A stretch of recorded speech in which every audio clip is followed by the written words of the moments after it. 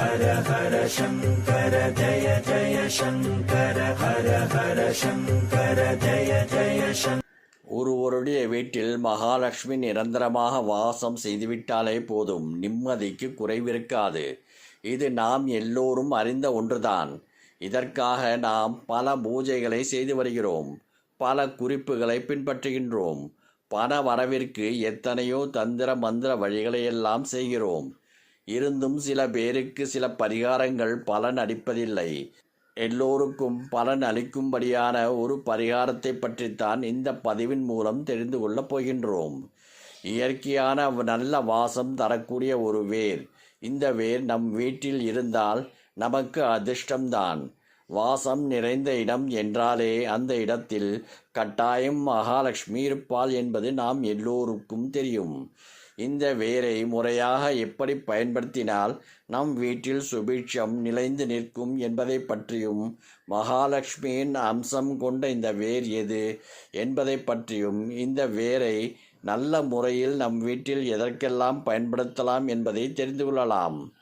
மகாலட்சுமி நிரந்தரமாக வாசம் செய்யும் வேர் வெட்டி வேர். இந்த வேர் சாதாரணமாக எல்லா நாட்டு மருந்து கடைகளிலும் கிடைக்கும். இதை வாங்கி எப்போதுமே வீட்டில் இருக்கும்படி பார்த்துக்கொள்வது நல்லது.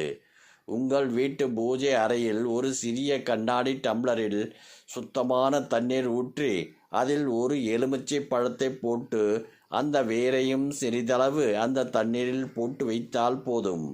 அந்த வாசத்திற்கு நம்முடைய வீடு மிகவும் மங்களகரமாக இருக்கும். இந்த வாசத்தில் தான் மகாலட்சுமி நிரந்தரமாக குடியிருப்பாள் என்பதும் குறிப்பிடத்தக்க ஒன்று. இந்த தண்ணீரை வாரத்திற்கு ஒரு முறை மாற்ற வேண்டும்.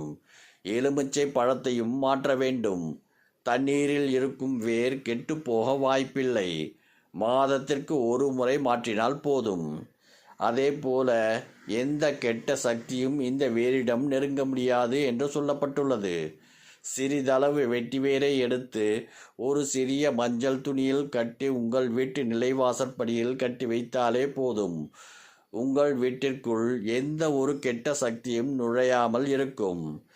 இந்த வெட்டி வேரை சிறிதளவு எடுத்து நன்றாக காய வைத்து அதன் பின்பு மிக்சியில் நன்றாக பொடி செய்து சல்லடையில் சலித்து எடுத்துக்கொள்ள வேண்டும். சிறிதளவு வேப்பங்கொழுந்தையும் நன்றாக உலர வைத்து அரைத்து எடுத்துக்கொள்ளலாம். அதன் பின்பு இந்த தூளை நெற்றியில் இட்டுக்கொள்ளலாம்.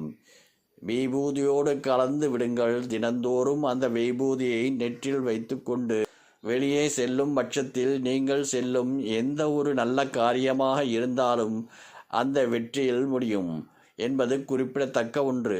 இது மட்டுமல்ல, கண் திருஷ்டியாக இருந்தாலும் எந்த கெட்ட சக்தியும் நம்மை நெருங்காது.